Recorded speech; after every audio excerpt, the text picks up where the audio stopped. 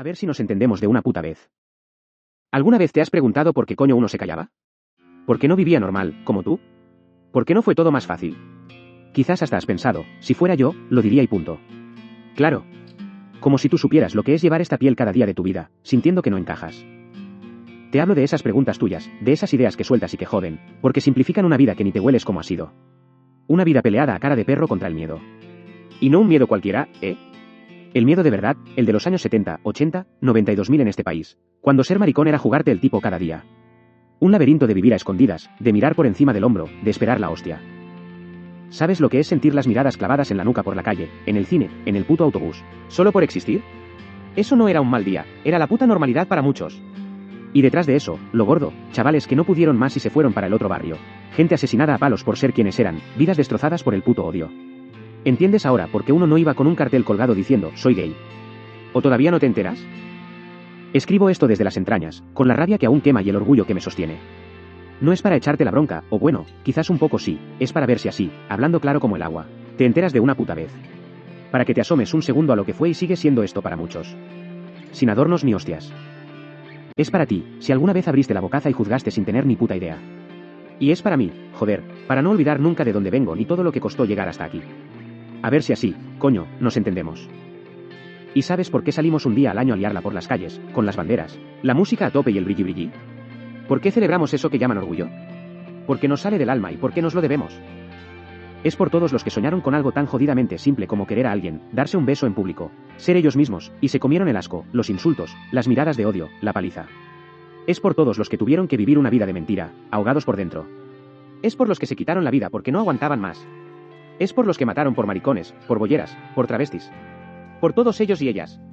Por los que no pueden alzar la voz hoy, y por los que ya no hablarán nunca más porque les callaron la boca para siempre. Nosotros somos su voz. Y bailamos por ellos, joder, bailamos hasta romper el suelo. Ese día, la calle es nuestra. Es una fiesta, sí, pero es una fiesta con memoria y con cojones. Es plantarnos en medio y gritarle al mundo, aquí estamos, somos visibles y no nos vais a volver a esconder en la puta cueva. Y lo más grande es que a nuestra fiesta viene quien le da la gana.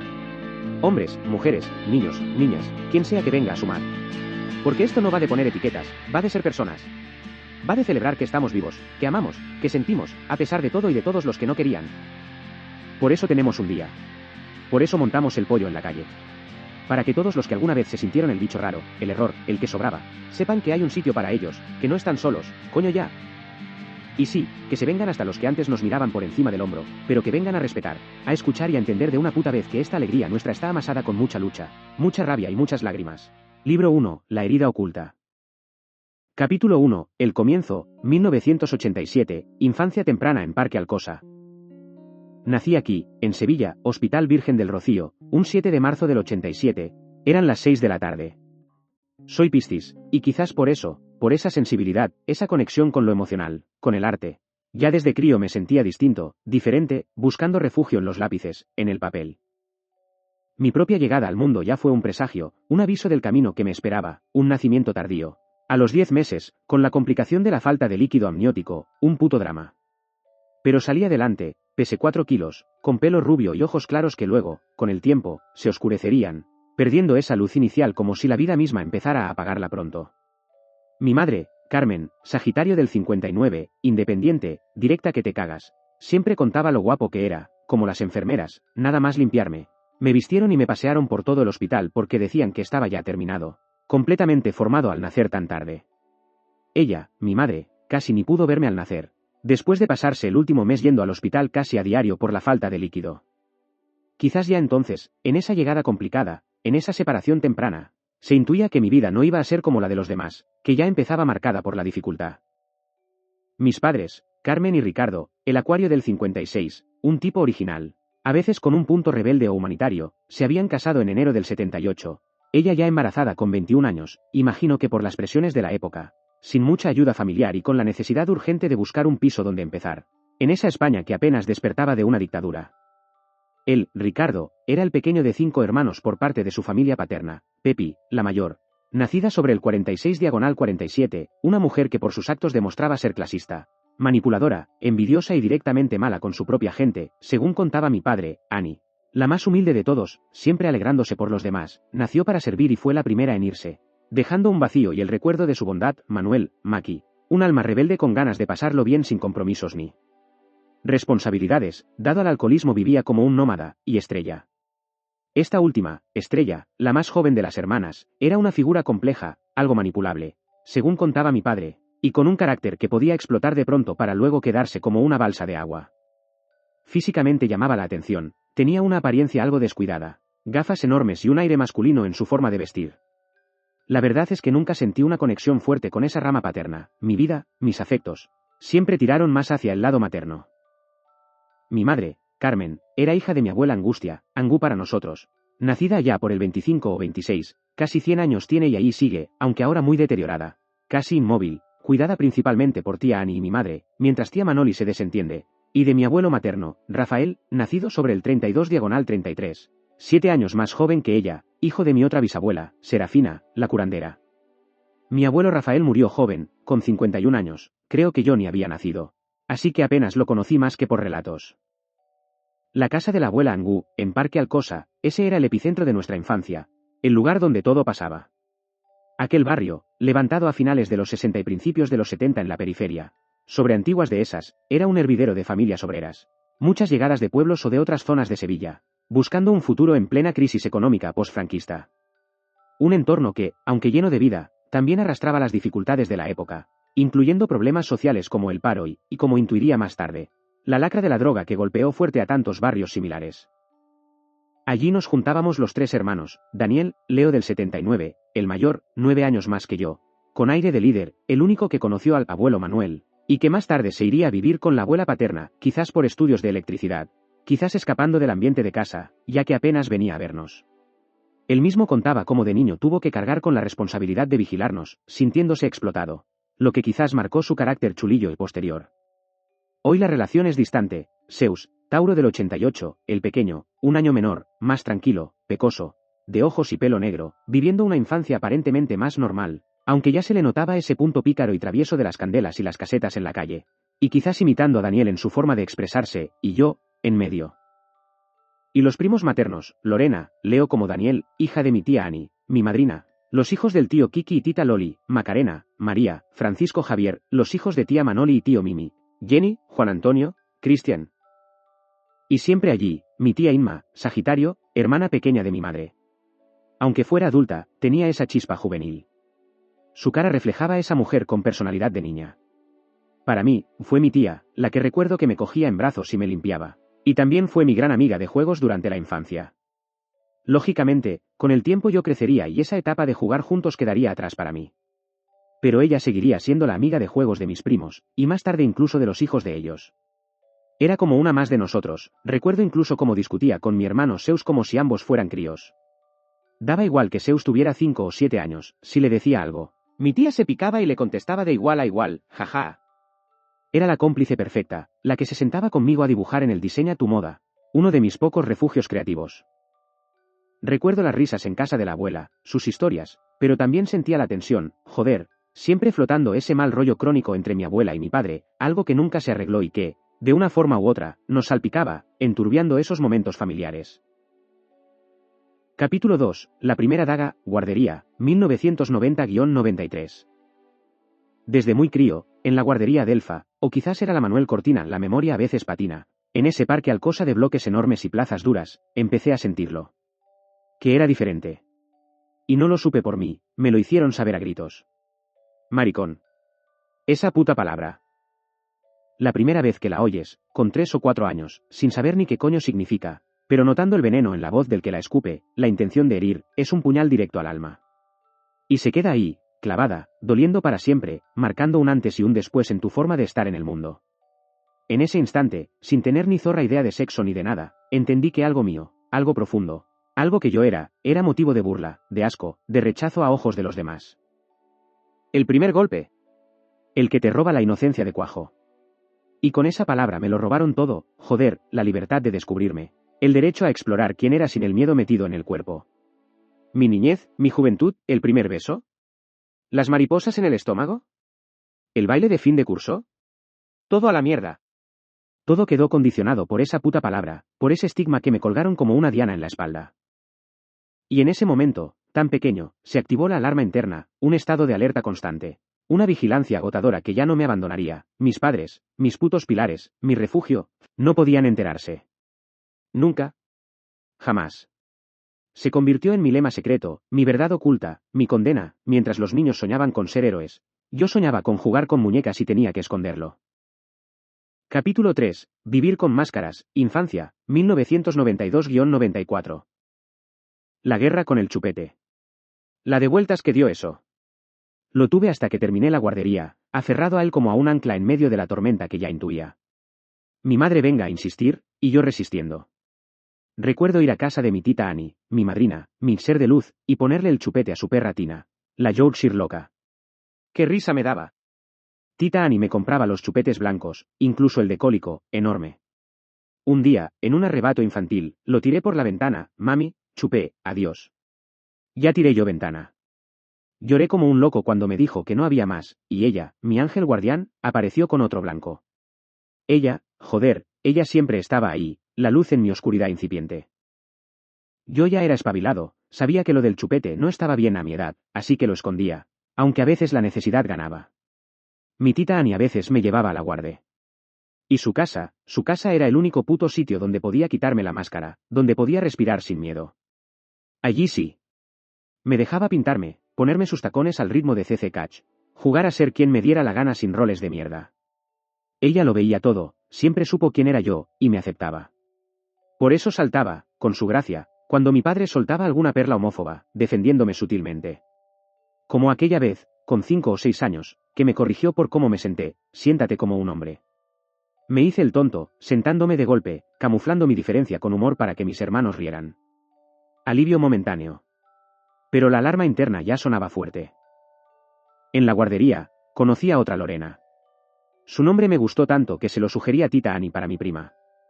Recuerdo jugar con esa amiga Lorena entre los pinos de la valla verde. Mi prima Lorena, Leo como Daniel, se convirtió en mi cómplice total. Como los insultos me aislaban, ella era mi refugio.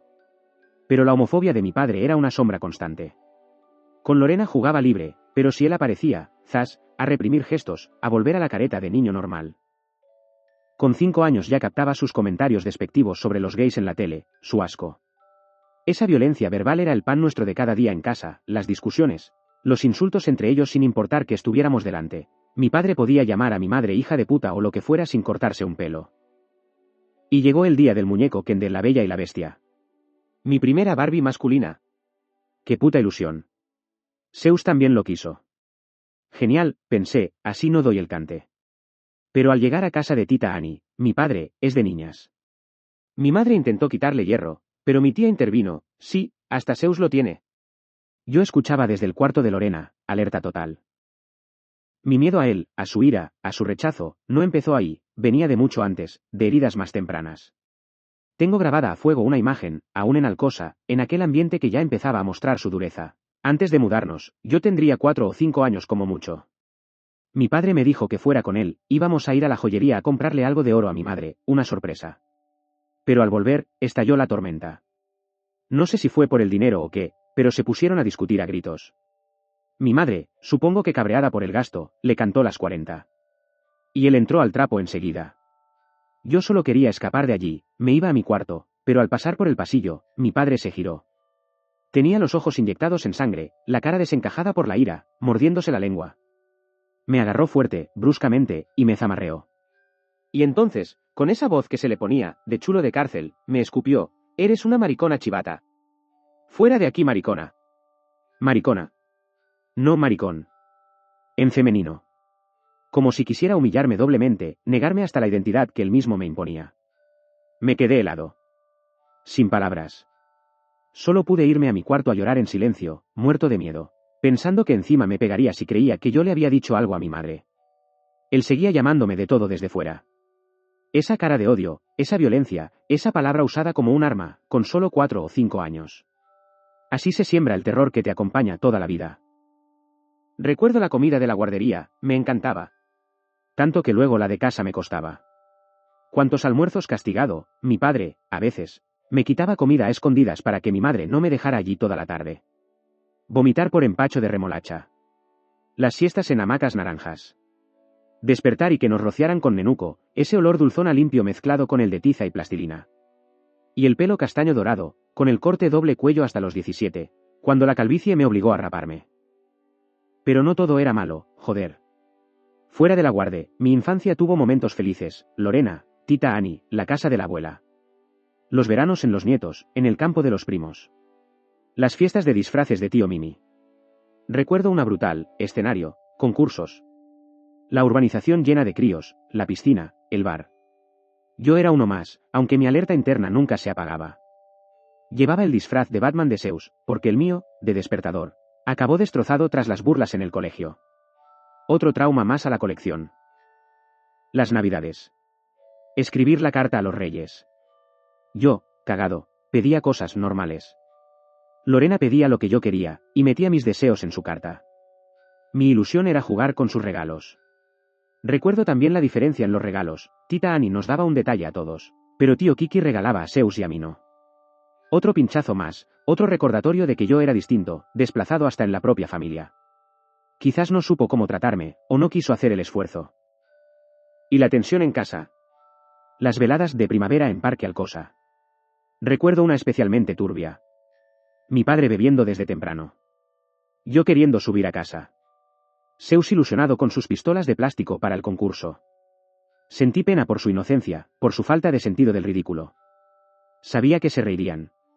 Cayó la noche. Vi a mi madre ponerse el uniforme de limpieza. Pánico. Me iba a dejar solo con él. Le supliqué llorando, no te vayas, mamá, papá me da miedo, lo veo raro, hace cosas.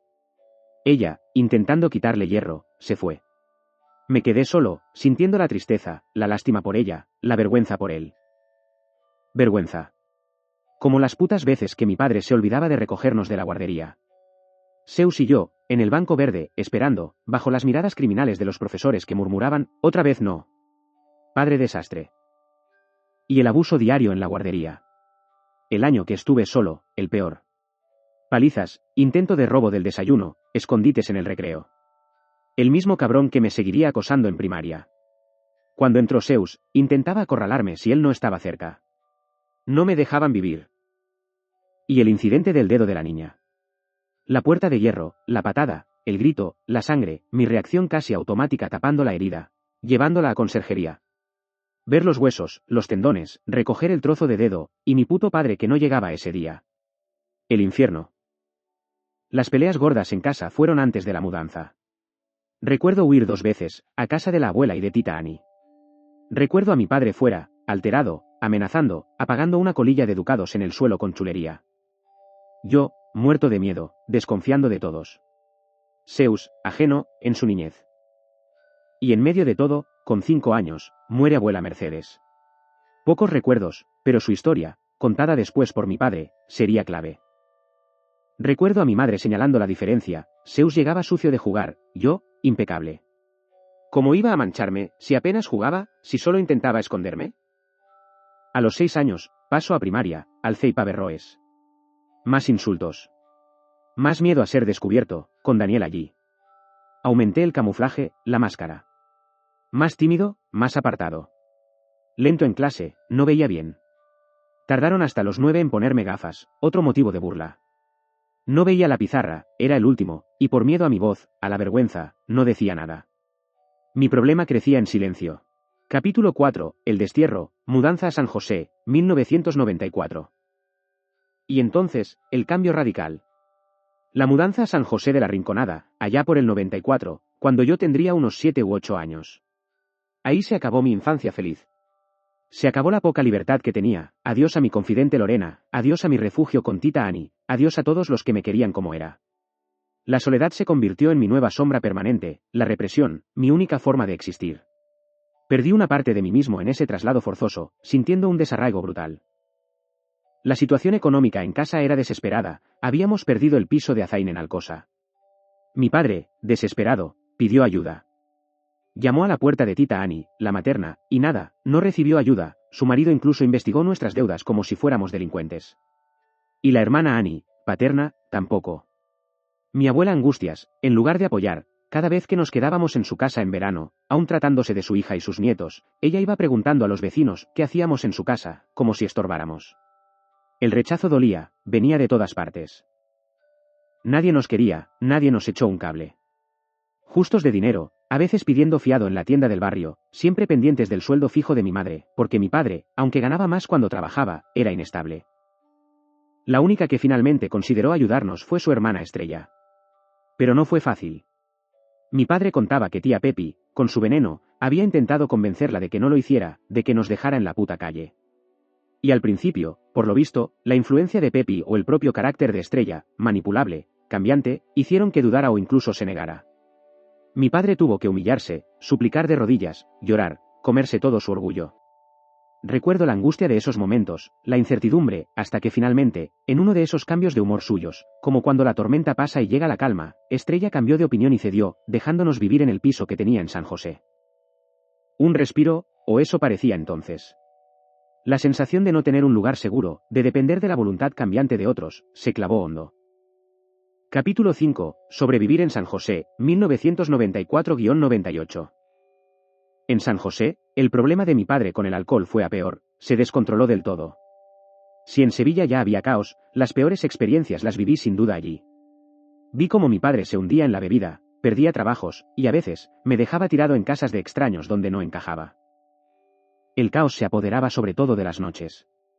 Recuerdo la angustia en la cara de mi madre muchas veces, teniendo que irse a trabajar sin saber si mi padre llegaría, dejándonos solos. Eso pasó muchas veces. Él llegaba de madrugada, borracho, y a veces su frustración la pagaba con nuestro perro, Niebla. Niebla era un mastín de los Pirineos, blanco como la nieve, con un ojo azul cielo, un oso enorme, precioso. Pues recuerdo esos gritos de mi padre en la noche llamándolo, Zic. Y luego el golpe seco, plaf. O el sonido de los correazos cuando le pegaba si el perro no acataba sus órdenes. Escuchaba los chillidos del pobre perro, las palabras soeces de mi padre. Dios, era una puta tortura nocturna. Yo me hacía una bola bajo las sábanas, tapándome los oídos, encogido, esperando que parara, muerto de miedo.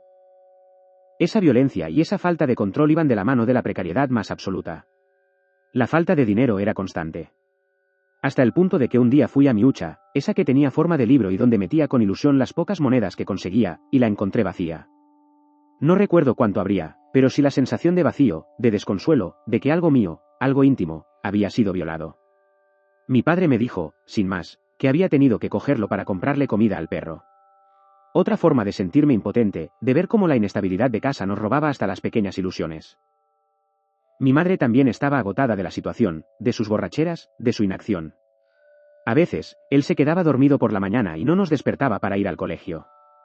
Mi hermano y yo lo celebrábamos, claro, porque para mí el colegio era una tortura diaria, pero eso reflejaba el puto caos. Recuerdo también esa noche que nos dejó en casa de conocidos, yo en un sofá, sin pegar ojo, escuchándolos llegar borrachos de madrugada y a mi padre presumiendo de mi independencia. Que solo me sentí. ¡Qué abandono! Y el día que volvimos solos del colegio, recién llegados al pueblo. El miedo, la sensación de desamparo al ver a otros niños con sus padres. Esa experiencia me hizo aún más consciente de la frialdad de mi madre, de su distancia. Entiendo su agotamiento, su dura rutina de trabajo nocturno, los viajes, pero para un niño, esa ausencia, esa falta de interés percibida, duele como una hostia.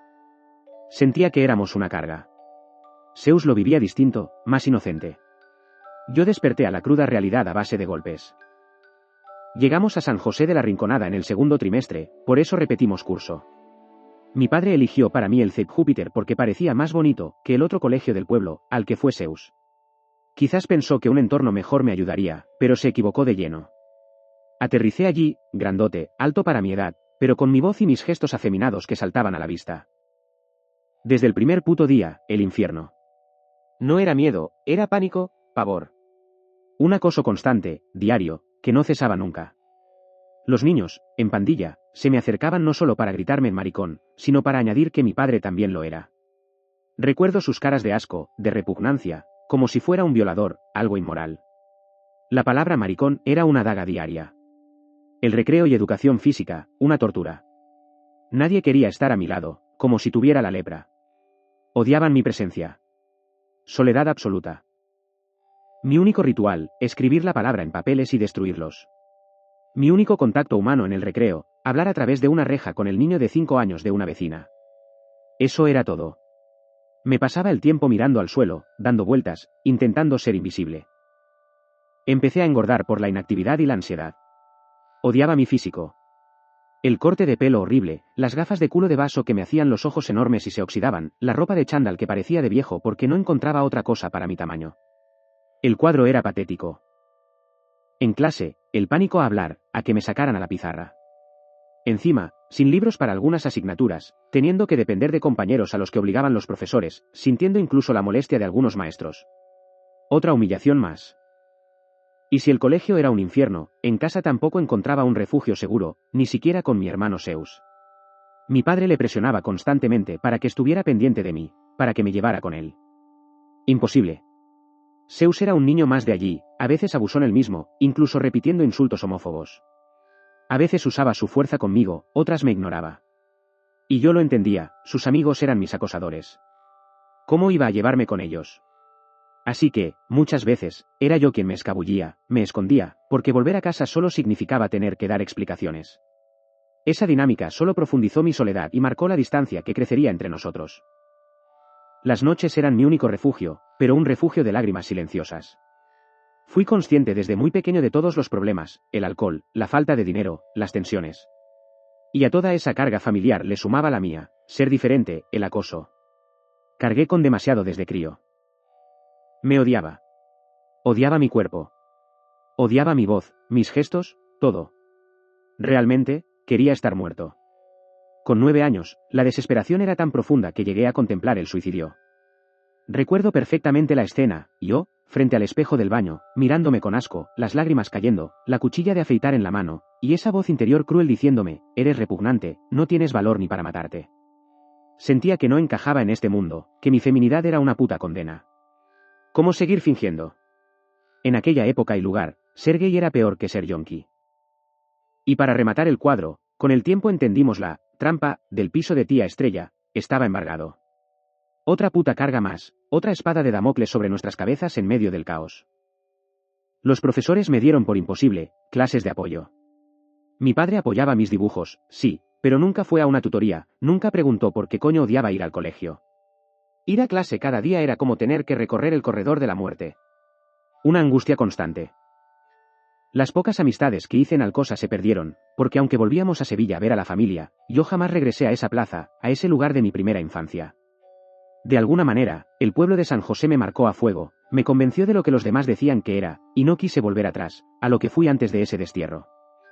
Capítulo 6, Regreso, Secretos y Lienzos, 1998-2000. Finalmente, regresamos a Sevilla. Hice quinto y sexto de primaria y toda la ESO en el CP Lope de Rueda, eso fue entre 1998 y 2003, de los 11 a los 16 años. Allí conocí a algunos amigos, como Rubén, vecino del mismo bloque en la Plaza Rey Aurelio, con quien jugaba Operación Triunfo y dibujaba cómics manga. Y a Conchi, a través de la cual conocí a su hermana Carmen, la futura madre de mi ahijada, Escorpio ella. Su madre, Conchi, me regalaría más adelante mis primeras cartas del tarot, un detalle que ahora veo significativo.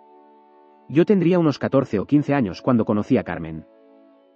Seguía refugiándome en el dibujo, era mi vía de escape. Mi tía Inma, Sagitario como mi madre, seguía siendo mi gran cómplice creativa, recuerdo con cariño cómo compartíamos el Diseña tu moda en casa de la abuela. Fue sobre los 13 años, allá por el 2000, cuando dibujé 3 ángeles copiados de una estampa que tenía mi abuela y luego un Cristo. Me di cuenta de que me resultaba fácil, que podía dibujar solo fijándome, sin necesidad de calcar. Me encantó esa sensación. A mi tía Inma y a mi padre les fliparon esos dibujos. Mi padre se enteró y se ilusionó, me llevó a varios sitios para ver si podía estudiar arte, pero no encontramos nada adecuado. Así que seguí encontrando mi refugio en los dibujos, pero también en los videojuegos y en la serie de anime manga La familia crece. El arte se convirtió en mi lenguaje secreto, mi forma de comunicar lo que no podía decir. Y mi padre, a pesar de todo lo demás, siempre apoyó mi talento. Las conversaciones nocturnas con mi padre se volvieron más frecuentes y profundas. Habían empezado de forma tímida en San José, pero se consolidaron en esta etapa, a partir de los 10 años más o menos. Él, con esa intuición especial que tienen los padres, aunque yo nunca le mostrara mi verdadera identidad, lo que, ahora lo entiendo, le impidió conocerme del todo y poder ayudarme realmente, empezó a ver la evidencia. Veía que yo pasaba horas encerrado en mi cuarto, mientras Zeus estaba todo el día en la calle. Empezó a sospechar. Y empezó a preguntar. Recuerdo sus preguntas intentando entender qué me pasaba por dentro.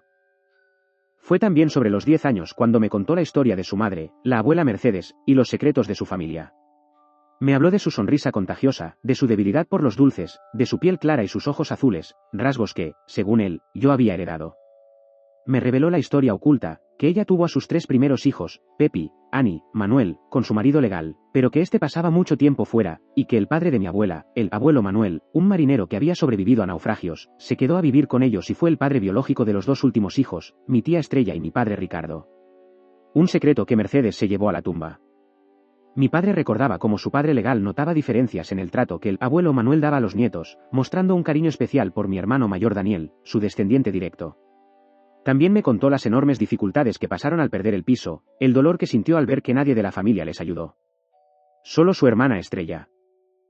Escuchar todo esto, años después, en la relativa calma de haber vuelto a Sevilla, me ayudó a empezar a entender, o al menos a intentarlo.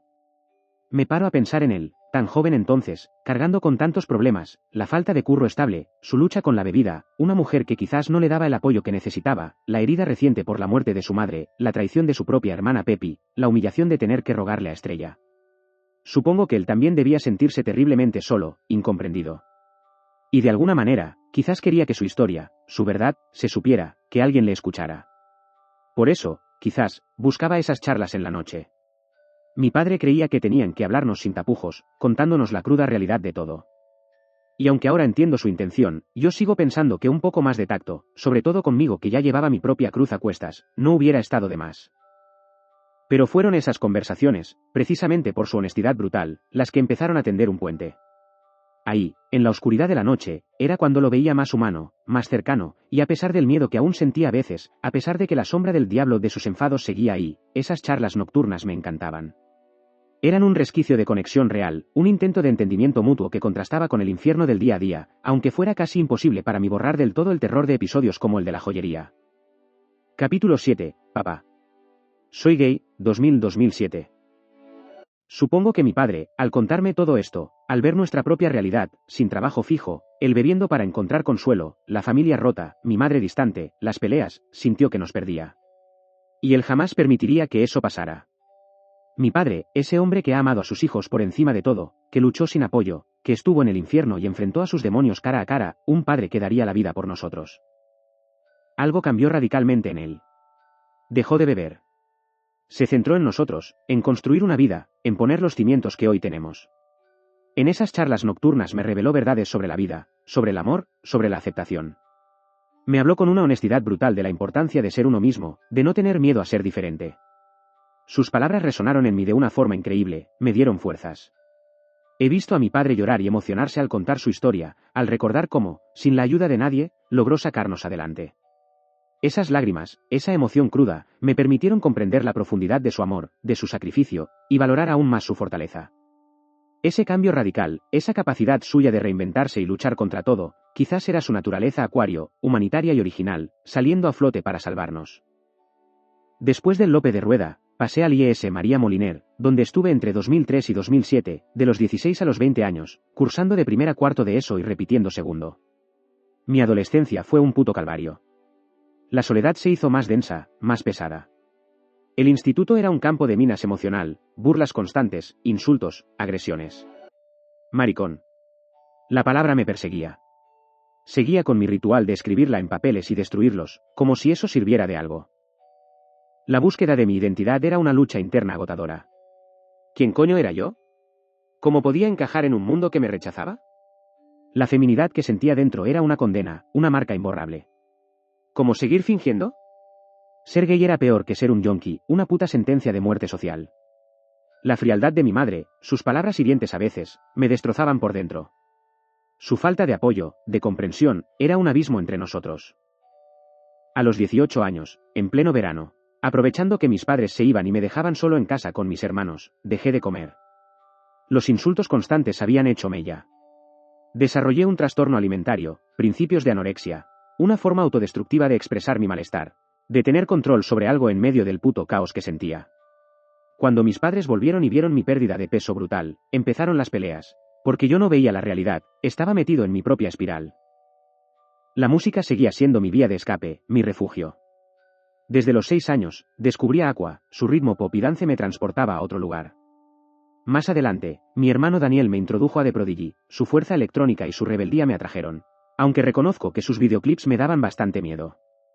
Ya de vuelta en Sevilla, pero sobre todo desde los 14 años, me encerraba en mi cuarto con los cascos puestos, solo. Ahí descubrí a Whitney Houston, su voz poderosa, llena de emoción, me atravesó como nada antes. La conocí por la película El guardaespaldas, y su interpretación de esas canciones me conmovió profundamente. Me hizo sentir comprendido por primera vez. Y fue también a los 18 años, sobre 2005, en medio de esas conversaciones tensas por mi trastorno alimentario, cuando mi padre, intentando llegar a mí, me habló de personas homosexuales que, al no compartir sus sentimientos, al no poder hablar, terminaban suicidándose. Ese fue el instante, el empujón final. Me armé de un valor que no sabía ni que tenía. Después de tantos putos años guardando ese secreto, esas palabras que tantas veces había escrito y destruido, salieron de mi boca. Recuerdo perfectamente decirle, mirando al suelo, con la voz entrecortada, hecha un hilo, papá, soy gay. Fue como si mi boca lo pronunciara sola, como si mi alma no estuviera en mi cuerpo en ese momento. Esas conversaciones con mi padre, a pesar de todo, me habían dado la fuerza para reconocer que necesitaba apoyo, que no podía seguir así. Comprendí que la comunicación, aunque jodida, era fundamental, y que buscar ayuda era un acto de valentía, de amor propio, no de debilidad. Al día siguiente, la vergüenza me consumía. Ya se lo había dicho.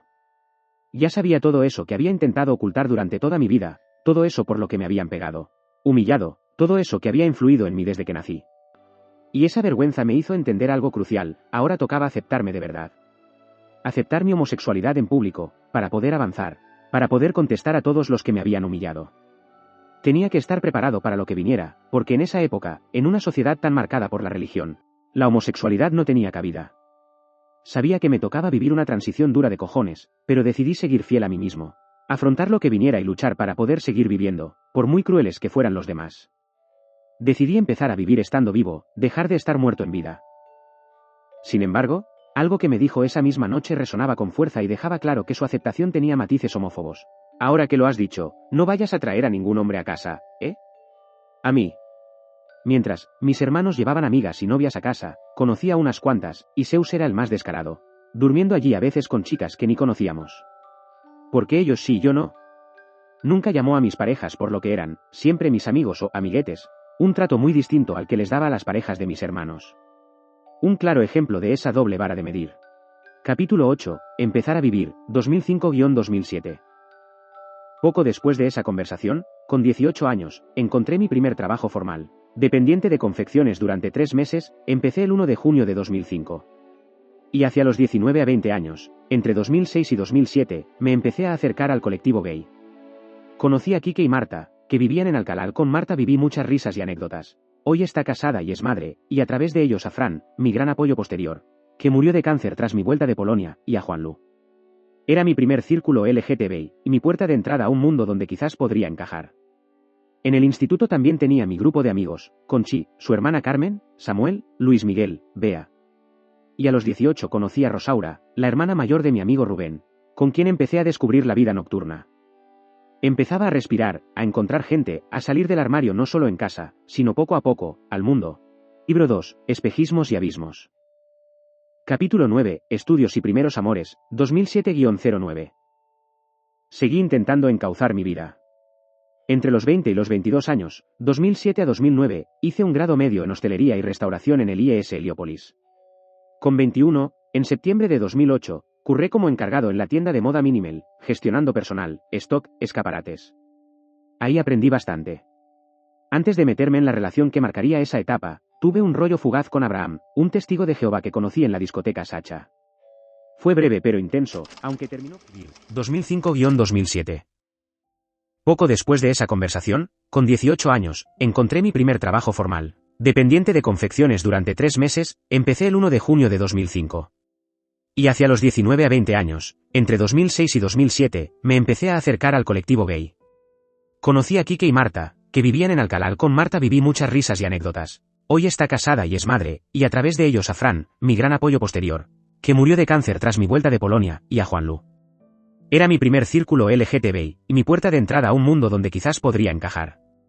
En el instituto también tenía mi grupo de amigos, Conchi, su hermana Carmen, Samuel, Luis Miguel, Bea. Y a los 18 conocí a Rosaura, la hermana mayor de mi amigo Rubén, con quien empecé a descubrir la vida nocturna. Empezaba a respirar, a encontrar gente, a salir del armario no solo en casa, sino poco a poco, al mundo. Libro 2, Espejismos y abismos. Capítulo 9, Estudios y primeros amores, 2007-09. Seguí intentando encauzar mi vida. Entre los 20 y los 22 años, 2007 a 2009, hice un grado medio en hostelería y restauración en el IES Heliópolis. Con 21, en septiembre de 2008, curré como encargado en la tienda de moda Minimal, gestionando personal, stock, escaparates. Ahí aprendí bastante. Antes de meterme en la relación que marcaría esa etapa, tuve un rollo fugaz con Abraham, un testigo de Jehová que conocí en la discoteca Sacha. Fue breve pero intenso, aunque terminó pronto por nuestras diferencias. Capítulo 10, La llegada de César, 2009. Y entonces, con 22 años, en plena soledad, buscando desesperadamente amor, afecto, un salvavidas para mi alma sedienta, apareció César.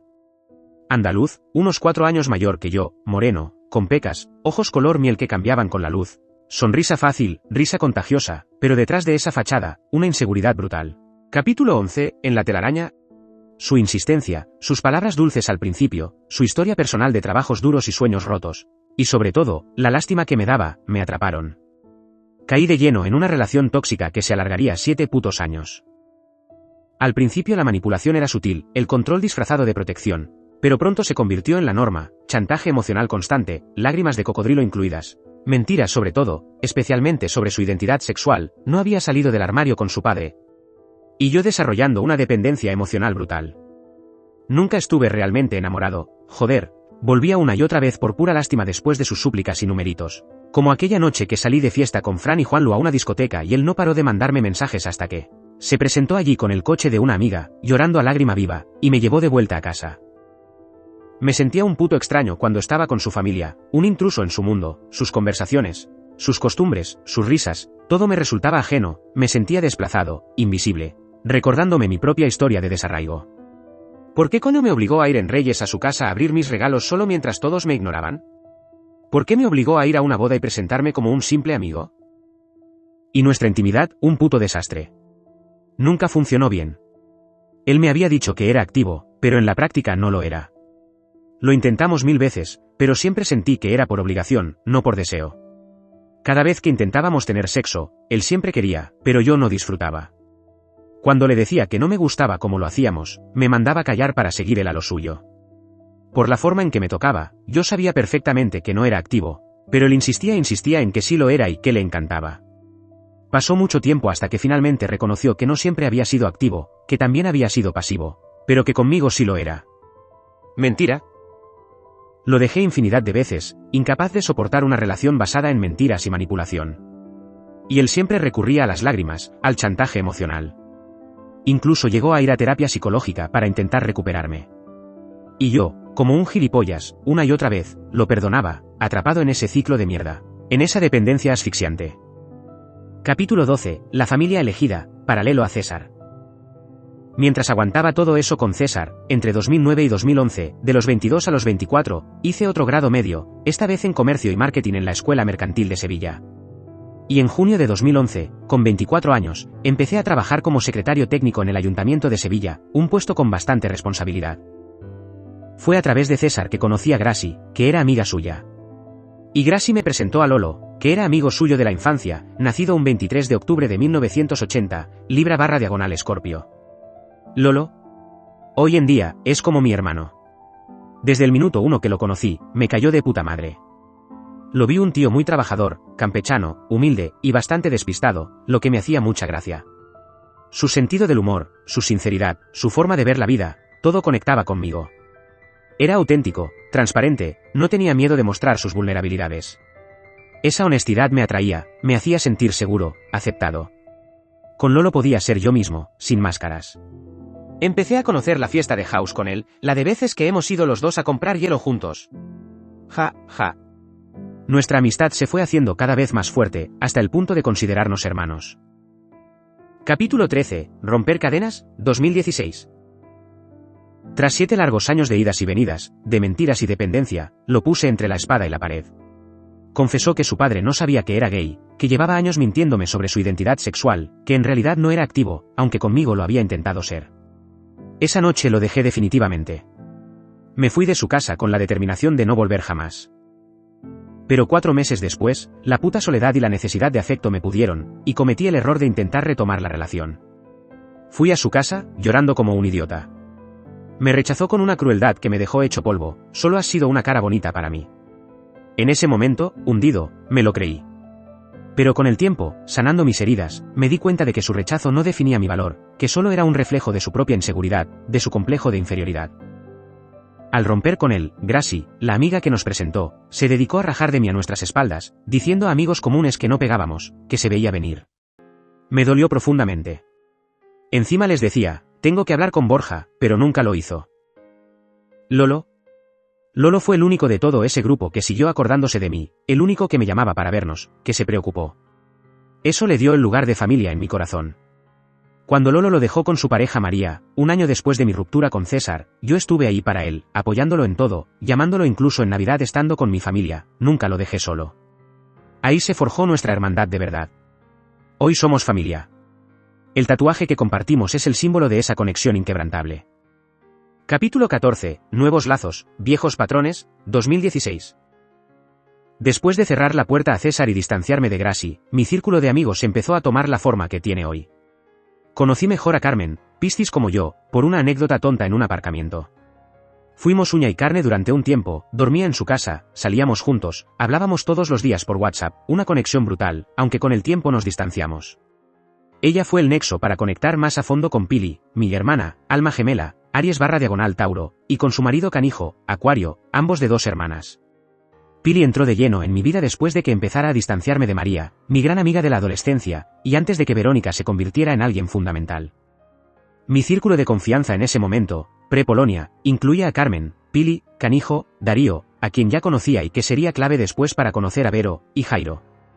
Ya había visto de lejos al grupo de amigos de Carmen, donde estaban Vero y Amal, también Piscis, pero no había interactuado mucho. Capítulo 15. El sueño roto de Polonia, 2016-2017. Y entonces, en esa búsqueda quizás de una huida, de una validación, de algo que me sacara del estancamiento emocional que aún arrastraba por lo de César, cuando menos lo esperaba, apareció Tomek por internet. Un hombre que, al principio, pareció llegar para cambiarlo todo, para iluminar mi camino como un faro, para devolverme la fe y darme esa libertad de huir que tanto ansiaba. Polaco, 40 y pico años, inteligente, hablaba 5 idiomas, aparentemente muy seguro de sí mismo, con un físico atlético, estatura media, ágil, delgado, y unos ojos azules celestes, casi irreales, pero intensos, que te miraban con una mezcla de curiosidad y desconfianza que ya debería haberme alertado. Piel muy blanca, pálida. Vestía informal, pero con un toque sofisticado. Llevaba una coraza de seriedad y reserva, quizás forjada por la homofobia que él mismo decía haber sufrido. Era un apasionado de la ciencia de las plantas, decía que dormir era perder el tiempo. Me admiraba su determinación, su energía contagiosa, su espíritu aventurero. Su mirada penetrante, su sonrisa fácil al principio, su voz profunda, todo en él me atrajo como un puto imán. Sentí que por fin alguien me entendía, que él podía sacarme del pozo. Y yo, impulsivo de mierda, decidí irme a vivir con él a Polonia. Fueron solo 3 meses. 3 putos meses infernales. Capítulo 16. Prisionero en el extranjero, 2016-2017. Nuestra relación floreció rapidísimo al principio. Largas conversaciones sobre viajes, hablábamos de conocer el mundo, de sus inquietudes y las mías. Su pasión por los idiomas. Me puso un apodo, Misu, osito en polaco. Me sentí apoyado, amado, valorado. Encontré en él una vía de escape, una forma de huir de todo, de mi sensación de fracaso. Fuera de España, pensé, podría ser yo mismo, dejando todo atrás. Sentí que podía respirar de nuevo. Sin embargo, muy pronto empecé a notar las señales de alarma. Tenía un lado oscuro, posesivo, controlador. Al principio, lo achaqué a su fuerte personalidad, pero sus comportamientos se volvieron cada vez más preocupantes. Recuerdo la primera vez. Sentí cómo se tensó al cogerme el móvil. Cuestionó el tiempo que dedicaba a mandar fotos a mi familia o atender sus llamadas. Dijo que no entendía mi dependencia española, que tenía que reducir el contacto. Ahí se plantó la semilla de la duda. Luego empecé a sentir cómo me observaba por la noche mientras dormía, inclinado, con los ojos abiertos, clavados en mí. Un escalofrío. Una noche me desvelé y lo vi intentando coger mi móvil. Al verse descubierto, fingió dormirse. La incomodidad se mezcló con el peligro. Sentí opresión, como si me juzgaran constantemente. La telaraña se hacía más densa. Sus celos se volvieron más frecuentes, sus exigencias más irracionales. Cada vez menos libertad, vigilancia constante, medir cada puta palabra. Me aisló del mundo. En medio de esa oscuridad, aparecieron sus amistades, muy recientes, lo cual me pareció extraño. Eran Richard, musculoso, extrovertido, y su pareja, mayor, reservado, intelectual, y otro matrimonio, 2 médicos encantadores con floristería. Ellos fueron un faro en la tormenta. Sus risas, su amabilidad, mi refugio. Con ellos salíamos de casa, veía la luz del sol, aunque apenas hablara por no saber el idioma, Tomek nunca me enseñó. Conocí paisajes maravillosos, hicimos senderismo, comimos frutos del bosque. Las reuniones en sus casas, la comida deliciosa, sus sonrisas sinceras, eran un puto bálsamo. Esos momentos eran mi salvación. Pero incluso entonces, la sombra de Tomek acechaba. Sus celos, su control. Cada vez que salíamos, sentía su mirada fría clavada, impidiendo que mandara mensajes, tocara el móvil para fotos o para usar el traductor. Me hacía sentir que hacía algo malo. El simple hecho de que mi amiga Carmen me preguntara cómo estaba, lo ponía nervioso. Llegó a insinuar que ella estaba enamorada de mí. Según él, todo el mundo que me contactaba tenía interés oculto. Evitaba atender llamadas o mensajes delante de él. Dejé de contestar, dejé de hablar con mis amigos de España. Me aislé del todo, encerrándome en su jaula invisible. Me fui apagando. La tensión crecía, un nudo en la garganta. El miedo, mi compañero inseparable. Llegó a proponerme irnos a Rusia, porque su hermano estaba mejor allí. ¿Rusia? Cada vez más distante de los míos, la noche del móvil, su insistencia en cortar comunicación. ¿Y ahora Rusia? Conocí también a su tía y a su prima. Me había contado que su familia era homófoba. Semanas antes de mi llegada, hubo una reunión familiar para despedir a su hermano, y Tomek dijo que iría conmigo. Su familia se negó, él no fue. Quizás por eso quiso presentarme a la tía y prima antes de ir al pueblo de sus padres, para tantear. Su tía, la moderna, espíritu libre, amable. Y su prima, que estudiaba español. Fueron encantadoras. Me sentí arropado por un momento, y pude hablar español con alguien que no fuera él. Un día nos invitaron a merendar a su casa, una antigua estación de tren abandonada en un bosque precioso. Un camino estrecho, árboles altos, raíles con musgo. Olor a tierra húmeda, a pino, a libertad. La casa, de ladrillo visto, pizarra, una joya. Jardines como un laberinto de flores, perfume embriagador. Una mesa bajo un manzano, tartas caseras, mermeladas, pájaros. Un lugar mágico, un remanso de paz donde por un instante olvidé la oscuridad. Capítulo 17, la caída final en Polonia, 2016-2017. Y entonces, todo se fue a la mierda. Un día, los amigos médicos organizaron otra comida.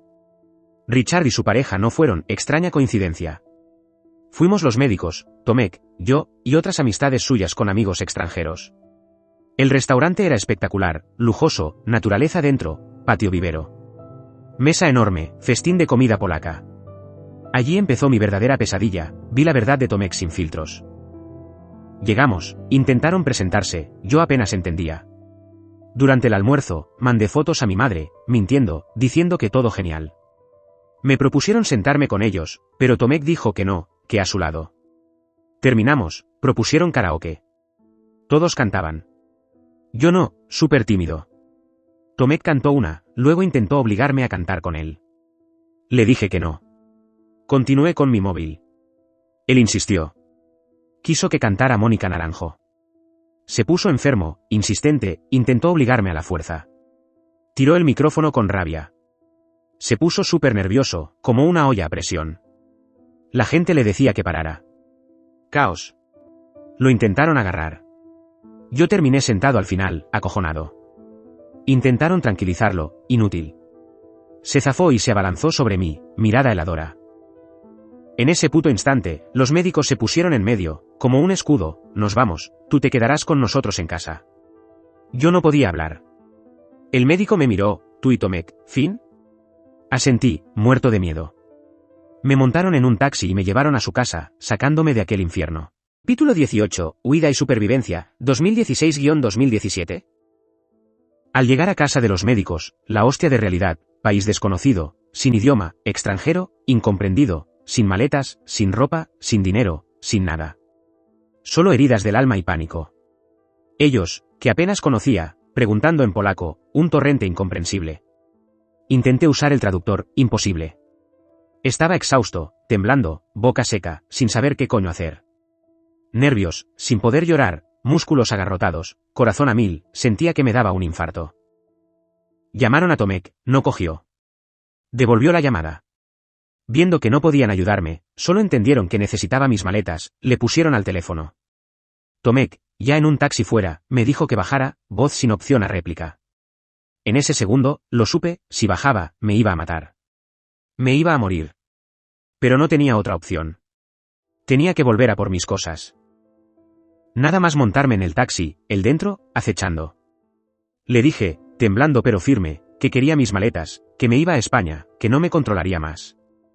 Él, sonrisa fría y cruel, maletas. No. Jeje. Vives en la calle. Pánico. No tenía a dónde ir. Sin dinero, me había convencido de cambiarlo a moneda polaca y él lo guardaba.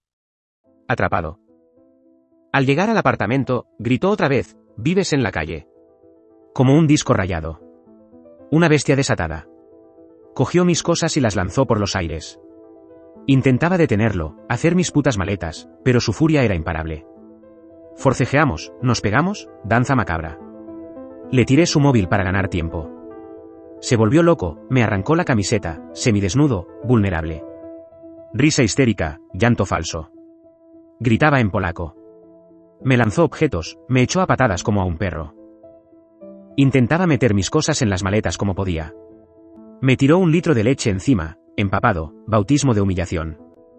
Pensé, Borja, sal ya, da igual cómo, vete a la calle, duerme donde sea, da igual el frío, la lluvia, el hambre, cualquier cosa es mejor que esto.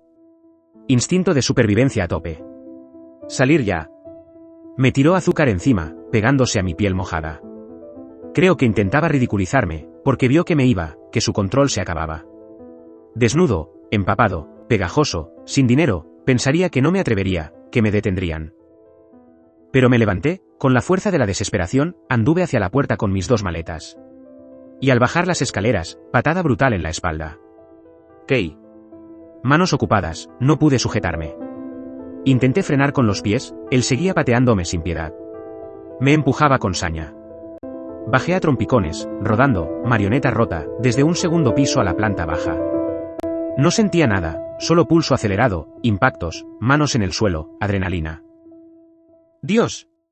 Supe con claridad aterradora que no debía hacer nada. Si me defendía, yo pararía, pero él, con esa oscuridad asesina, no pararía hasta destruirme. Vi que él sí era capaz de matarme. Y que lo iba a hacer. No grité. El miedo me paralizó, me robó la voz. Corazón desbocado. Intenté defenderme, cubrirme, inútil, saco de boxeo. Me encogí en posición fetal, esperando el golpe final. Dejé que siguiera, viendo cada impacto desde fuera, tal vez mi alma abandonó mi cuerpo. Los gritos eran suyos. Yo solo sentía miedo, impotencia, humillación. Y llegó la policía. Sonido confuso, luces cegadoras, voces incomprensibles. Manos tocándome, levantándome. ¿Irreal? Frío del suelo, olor agrio a leche y azúcar, frío en los huesos. Todo daba vueltas. Dolor punzante. Conseguí ponerme en pie, rígido. Vi a Tomek agarrándome, ayudándome, lobo con piel de cordero. La puerta abierta, maletas en la calle, ropa esparcida. Roto, humillado, vulnerable. ¿Cómo llegué a esto? ¿Cómo fui tan ciego? Los vecinos llamaron por el escándalo. Yo asustado, confuso, sin entender el idioma. La policía preguntando. Tomek hablando con calma heladora. Nos obligaron a subir otra vez al piso, a la cárcel. Pidieron DNIs, examinándome como a un delincuente. Miradas de desconfianza, como si yo fuera culpable. ¿Dijeron algo? Tomek tradujo con frialdad, ¿has visto lo que has conseguido? Les he dicho que eres un extranjero a mi cargo, que has bebido y no sabes controlarte. Dicen que como tengan que venir por tu culpa, acabarás en la cárcel, ¿entiendes? Asentí, miedo atenazándome. Noté que esperaban que confirmara su versión. Se marcharon, dejándome otra vez solo con él. Intentó ser cariñoso, falsedad asquerosa. Intentó tener sexo. Lo rechacé con todas mis fuerzas. Seguía decidido a irme. Lo empujé. Ya sin maletas, solo con la ropa puesta, fui a la puerta. Fui a por la llave del salón para abrir el pestillo con que me había encerrado. La tomé con un manotazo, nublado por la ira y el dolor. Crucé para abrir, de reojo, lo vi. En la cocina, llorando, bote de pastillas en mano, amenazando suicidarse. Mi cabeza a mil. Pensé, con la frialdad del que se juega la vida, si se mata, me culpan. ¿Cárcel? Mis padres se enteran. Horror. Sales tú solo. Sin que sepan nada. Asúmelo. Di media vuelta, entré en la cocina, me tiré de rodillas agarrando su cintura, cabeza en sus piernas, supliqué llorando que no se las tomara, que me perdonara, que lo amaba, que el alcohol me hizo malo, supliqué perdón. Todo teatro. Todo para poder escapar. Esa noche mantuve sexo con él. Al día siguiente, desperté con moratones en las piernas, él llorando bajo. Me trajo plantas y spray, lo majó y me curó. Yo inmóvil, observando. Me dijo, yo te amo, ¿por qué me has hecho esto? Mira cómo estás, no provoques más esto, quiero que seamos felices. Lo vi claro, vivir en su mentira, hacerlo creer cualquier cosa para calmarlo mientras encontraba dinero y planeaba mi huida. Solo así podría escapar sin que nadie supiera. Noté cómo, de nuevo, como en el bullying, mi alma se fue, viendo todo desde fuera, dejando mi cuerpo actuar. Pero ahora era consciente de esa disociación, ese mecanismo de defensa ante el miedo extremo. Libro 3, Luz tras la oscuridad. Capítulo 19, Regresar, 2017. Libro 3, Luz tras la oscuridad. Capítulo 19, Regresar, 2017. Volver de Polonia. Salir de aquel infierno fue solo el principio. El inicio de una sanación que sabía que sería larga, jodida, profunda. Llegué a España roto, en estado de shock, con el trauma pegado a los huesos, a la piel. Lo único que necesitaba era sentirme seguro, encontrar apoyo real, un sitio donde poder empezar a deshacer el nudo de miedo y dolor que llevaba dentro. Y justo en ese momento de fragilidad extrema, la vida me puso otra prueba, la boda de mi mejor amiga María con David. Yo era el testigo, tenía que organizar su despedida de soltera. Y para rematar, apenas un mes después de mi regreso, cuando aún intentaba procesar el horror vivido, muere Fran. A los 32 años. Mi amigo del alma, uno de mis pilares. Otro ostión brutal, directo al corazón. Tuve que tragarme todo mi dolor, ponerme la puta máscara una vez más, sonreír, disimular para no joderle la boda a María, para cumplir con mi papel. Nadie sabía lo que había vivido en Polonia, nadie podía ni imaginar la oscuridad de la que venía. El dolor inmenso por la pérdida de Fran se sumó a la carga emocional insoportable que ya llevaba. Fue un tiempo de profunda soledad interior, de sufrimiento callado, de tener que guardar silencio y fingir que todo estaba bien ante los demás. Capítulo 20, La red que sostiene, 2017 más. Pero ahí, en medio de esa mierda, estuvo mi gente. Mi familia elegida, la que de verdad importa.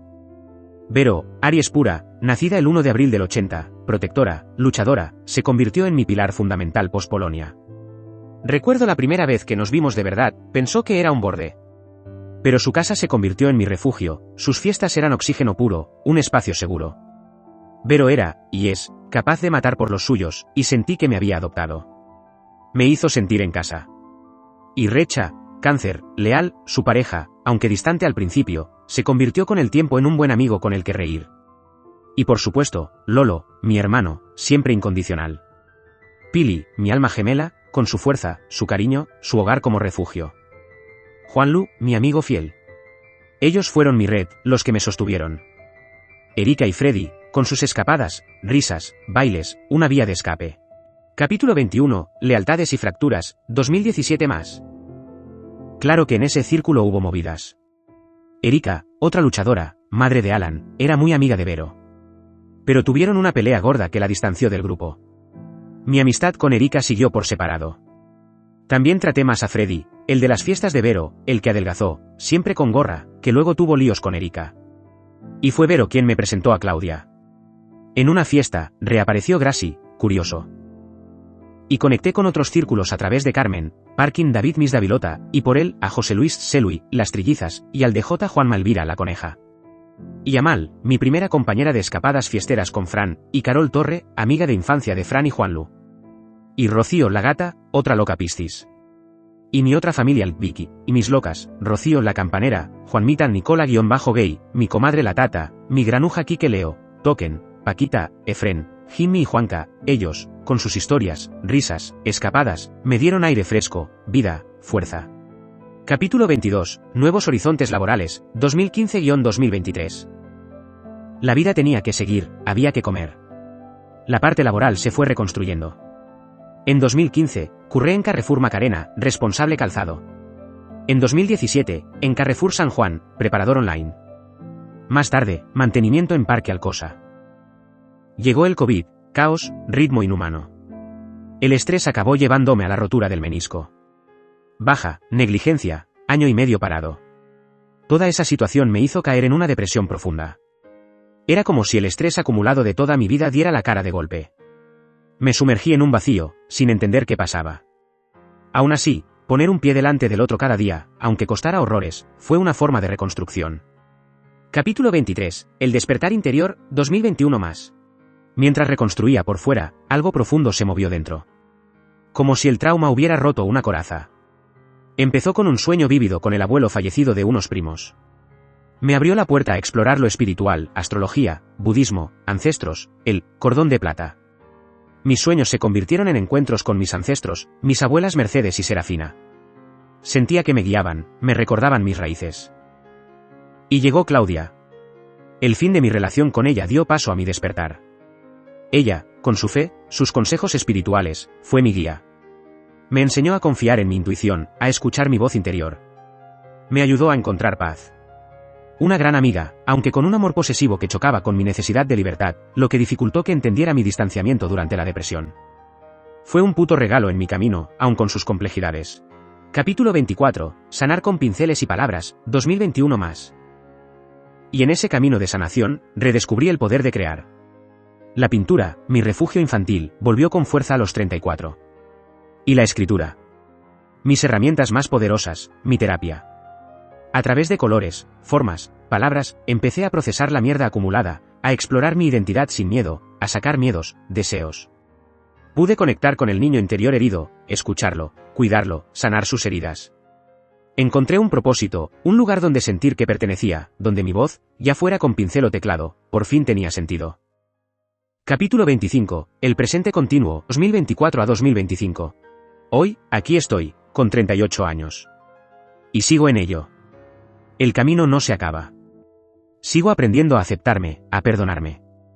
He aprendido a ser compasivo conmigo, a reconocer que todo, lo bueno y lo malo, me ha moldeado, pero no me define solo eso.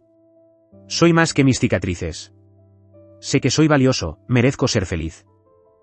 He encontrado mi refugio en la escritura, en contar mi verdad, y en la pintura, mi herramienta para entenderme. Miro al futuro, acojona, sí. Incertidumbre. Pero también esperanza, determinación. Veo luces y sombras, felicidad y dolor coexistiendo, pero vislumbro la posibilidad de paz, plenitud. Sigo temiendo la intolerancia, el juicio, pero espero, con más fuerza, alcanzar la libertad, la autenticidad. Ser yo mismo sin permiso ni perdón. Sueño con un mundo donde la vulnerabilidad sea fortaleza y la diferencia se celebre.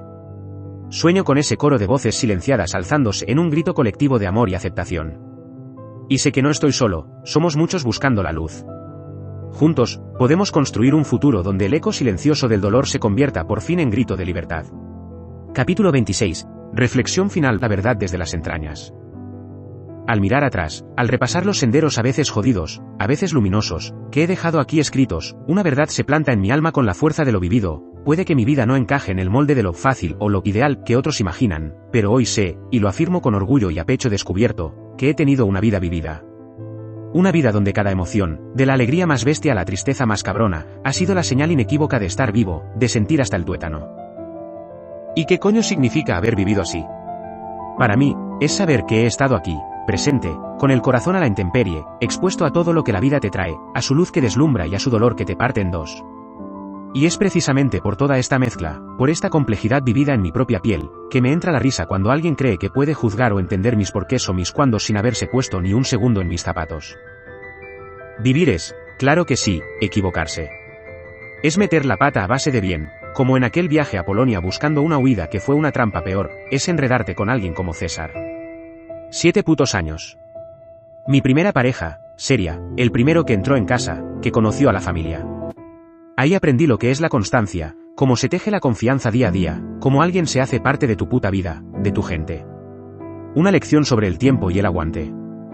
Aunque yo supiera, joder, que la alarma sonaba por dentro, que no era amor de verdad el que sentía. No fue solo un tropiezo, fue aprender eso también, lo bueno y lo jodido de una relación larga. Es parte de aprender, de ser un jodido humano. Vivir es, también, y joder si lo es, sufrir. Es sentir en la piel el rechazo que te hiela desde crío, cargar con el peso del aislamiento que te ahoga en cualquier sitio, conocer la angustia que te retuerce cuerpo y alma por el maltrato, y tragar con esa soledad que a veces parece un pozo negro sin fondo. Pero ahí mismo, en esa misma intensidad, también está lo bueno, lo que te salva. Una vida vivida es recordar la risa limpia con mi prima Lorena, sentir el calor de mi tita Annie plantando cara por mí, vibrar con la música house que me dio aire con Lolo, sentirme, en casa, de verdad en las fiestas de Vero, y esa emoción tan mía, tan profunda, al ver nacer mis dibujos, mis pinturas, mi propia voz encontrando su sitio. Vivir es amar, jugando tela entera. Es sentir esa conexión brutal e indestructible con mi padre en nuestras charlas, ese lazo de hermanos elegidos con Lolo, Pili, Vero y Erika, leales hasta la médula. Ver a Pili y al canijo, joder, ese amor que se tienen, aguantando juntos las hostias de la vida y saliendo más fuertes, eso te enseña sin palabras. Y Pili misma, con esa luz, sin cortarse un puto pelo para decirte, te quiero, o, qué bonito eres, coño. Me enseñó eso, a no callarme el cariño, a decirlo bien alto. Es agradecer a Claudia por ayudarme a desenterrar esa parte mía olvidada, la conexión con lo espiritual, y por mostrarme también otra forma de querer, más libre. Es, también, dejarse querer, que a veces cuesta un huevo. Recibir el apoyo sin condiciones de Lolo cuando me hundí. Sentir la protección casi de Leona de Vero. Y joder, Erika. Imposible olvidarla. Ella, que me recogió del puto suelo en la depresión, que supo estar ahí, aguantarme, sacarme del pozo. Ella, con su cariño a prueba de bombas. Y no me enseñó a hostias. Me demostró la puta humanidad de otra manera, simplemente estando. Estando en silencio si hacía falta, respetando mi mierda, mi ritmo. Poder ir a su casa y no decir ni mu, o largarnos de un sitio si yo quería, sin una puta pregunta, sin un juicio. Entendiendo. Comprendiendo. Dándome esa puta calma. Esa fue su lección. La humanidad de verdad, la que te sostiene sin hacer ruido. Y mi Juanlu. Joder, mi Juanlu. No un simple hermano de lucha. Mi amigo íntimo. El fiel. Desde los 18 ahí, como un puto faro. Él, que sí que ha tragado mierda a paladas, más que yo, seguro. Hostias del propio padre por maricón, esconderse en casa de vecinos. Sé de dónde vienen sus miedos. Y siempre firme. Siempre él. Leal a los suyos, a sus principios. Generoso, bueno hasta decir basta, querido por mi gente. Una bellísima persona. Y como me quiere a mí, libre, sin pedir nada, notando su puto calor aunque estemos lejos, alegrándose de mis mierdas buenas como si fueran suyas, potenciándome. Eso lo aprendí de él, ese querer sin cadenas, leal y siempre igual. Y su Fran, eran uno, joder, desde los 2 putos años. Toda la vida juntos. Imagínate el ostión cuando Fran se fue. Lo vivió más que nadie. Juanlu, mi amigo del alma, un puto pilar, sí, pero mucho más que eso. Valorar el cariño de verdad, el que no falla, de los amigos que se quedaron cuando otros salieron por patas. Es haber sido amante, entregado, con pasión y al desnudo. Y en eso de amar y ser amado, aprendí en mi amistad con Quique una cosa fundamental, a no tener miedo de decir, te quiero. A un amigo, a un primo, a la familia. A valorar esos lazos que te sujetan. Eso también es vivir con mayúsculas. Y sí, una vida vivida abraza, con un par y sin autoengaños, la verdad jodida de sufrir y hacer sufrir. Es mirarme al espejo y reconocer mis cagadas, mis dependencias, mis cegueras, mis errores. Es entender que mis actos, a veces por mi propio dolor, hicieron daño, igual que los de otros me marcaron a mí. Es aceptar esa mezcla que somos todos, ese bueno y malo, esa puta complejidad que nos hace humanos. Porque vivir intensamente es eso, estar ahí, dando la cara. Salir de la puta burbuja. Caerse y volver a levantarse, como sea, quizás distinto, pero con algo más aprendido. Y, sobre todo, aprendí a las malas, con el golpe más duro, el primero de verdad, el que te arranca la inocencia, Que no hay puto tiempo que perder. Mi amigo Fran, mi Fran del alma. Joder, Fran. El primero de los míos en irse. Se habían muerto otros, sí, pero esto rompía algo hondo. Porque tú de crío te imaginas envejeciendo con tus amigos, pero nunca, joder, nunca, te imaginas que uno falte. Que se quede en el camino. 32 años. 32. Y una vida entera con una parte suya guardada, ese rincón secreto que solo Juanlu y yo conocíamos. Joder, qué pena da pensar en todo lo que Fran no pudo vivir abiertamente por miedo al juicio de esta puta sociedad. Una tristeza inmensa que las personas que más le querían no pudieran acompañarle también en esa faceta. 1000 planes tenían. Y un día, de golpe, un cáncer cabrón se lo llevó. ¿Zas? En nada. Demasiado joven. Su muerte fue el mayor palo, el ostión que hizo añicos mis ideas idiotas sobre el futuro. Me partió en dos.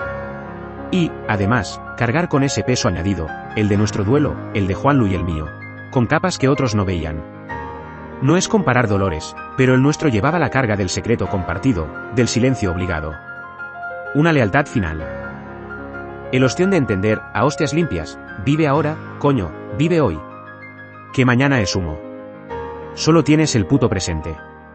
Esa lección, me la dejó él, mi amigo, grabada a fuego con su ausencia, y con la rabia de saber que si este mundo de mierda hubiera sido otro, él podría haber vivido libre, entero.